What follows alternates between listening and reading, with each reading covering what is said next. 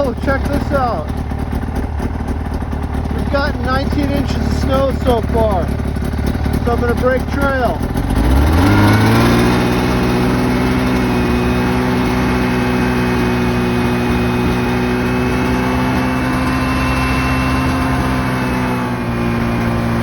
Looks like somebody's snowshoeing. Oh my gosh. So some things I'm running into is the snow's I've been following this trail. The snow keeps coming over the front bumper, getting on the headlight, and I can't see. So I actually tried to go faster, and that didn't work. So if I cruise around in low, I'm okay, but if I start to go fast or get out the snow,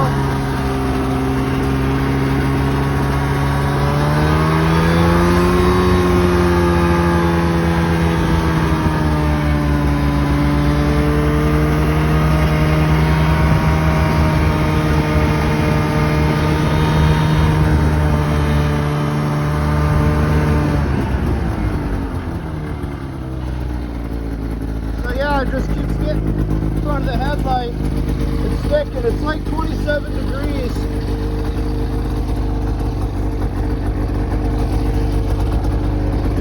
So the snow's a little bit wetter, I guess.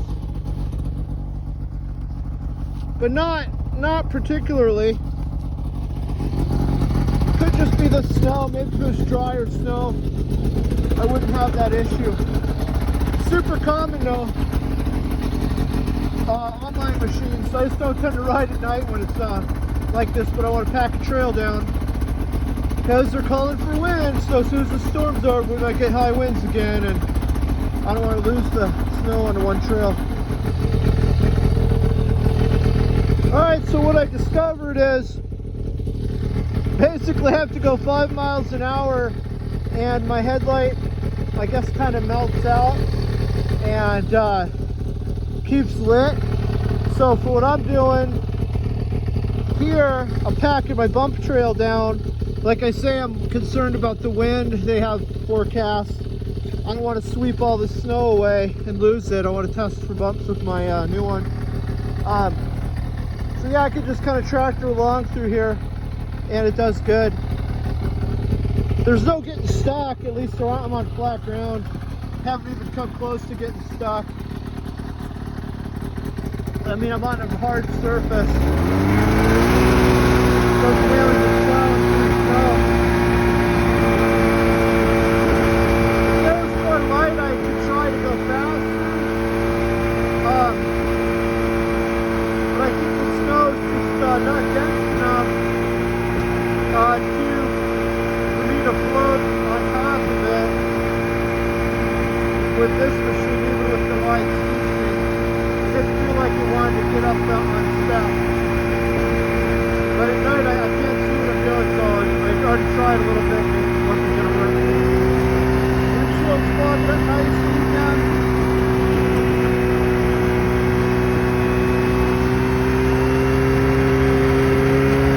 But you know, it just works. I'm trying to think what other machine I might have. I don't have another machine right now that would be happy putting along at this speed, not straining, just packing snow down. My RMK would go through the snow just fine, the 144, but it wouldn't be real happy going slow like this. I want to show you guys something. Okay, so when I went and started this machine, I had ridden it on yesterday, and I don't know, we had maybe 6 inches of dry. It was I think it was 19, 20 degrees. This dry snow. It was more dry than this. Anyhow, I rode it, and I had snow coming over the hood a little bit here and there. Nothing out of the ordinary. I went to start it, and I saw a flash from down there. I think it blew a fuse. So I don't know if the electric starter is going to work. Let's try. Well, shoot, it did. I don't know what the hell that flash was, but it didn't start. You know, it's sitting. I use a cover every time. Went to start, it was click, and I saw a flash. So I thought I blew a fuse. So I don't know what it did. I ended up pull starting it, pulled it through once, really easy. It gave it a second, you know, a good pull. For the second time, fired right up. I don't know, that was weird. Maybe you guys might run into something. Thought I'd mention it. The other thing that happened to me the other day, and I get guys will message or, you know, leave comments, and they'll have trouble starting it, fell on plugs. This happened to me the one video where I had all the snow swirling. I think that was a good example of probably what guys in Russia, Siberia, interior Alaska run into. The really fine, dry snow, cold temperatures. Remember, it was swirling around. Well, anyway, I go to start the machine, and the thing won't rev up. It's just, I was like, man, this thing fell on a plug. Like, it should have just started. I had it on a track stand, you know, and I'm trying to rev it up. Just turned out the TORS system.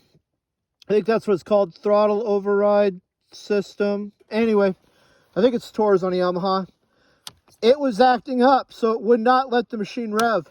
So that's something to check out. So I'm sitting there trying to rev it up. It's just not responding, running like garbage. And I finally I'm doing that for just a little bit. I'm like, something's not right here. And I'm like, I turn it off. I'm like, wait a second. I bet it's got some snow or ice built up in there. You know, I'd shut it off, ran it like that, start it back up, runs, you know, starts and runs perfect. So whatever got into here, that fine snow dust. So something to keep in mind. You might want to check that out if your machine's not wanting to rev up, sounds like it has a fouled plug. It might be something that simple. But so if you're not familiar with what it's for, is so your carbs aren't iced up. You know, you start the machine, then it goes and takes off. I've actually had that happen on a Ski-Doo. It must not have had any type of system. I mean, the Polarses have had that system since the 80s, and it always messed up. We always disconnected it. So that's why I recommend use a track stand when you start them up. You won't have that issue. Or this one doesn't have a tether. If you have a tether, hook it to your body. If it did take off, you'd take care of it that way. So anyhow, just wanted to mention it. Go to continue packing snow here. So I saw something that was pretty interesting. I just made a pass packing this all down. And look at this. The air intake for the motor has been staying open and clean, even with it packing snow over the hood. So that's really nice, because on my other machines, especially the old Trail Indy, I had to manually keep the vents cleared all the time. They wouldn't clean out. This is automatically staying free to open the snow. That's pretty nice. I'm not worried about the motor overheating. So is this one. Yeah, I feel also the warm air is coming out. So they did some, looks like they did some testing and thinking about this. This snow, I bet, is really similar to where Hokkaido, I've never been there, Japan, wherever Yamaha snow machines are.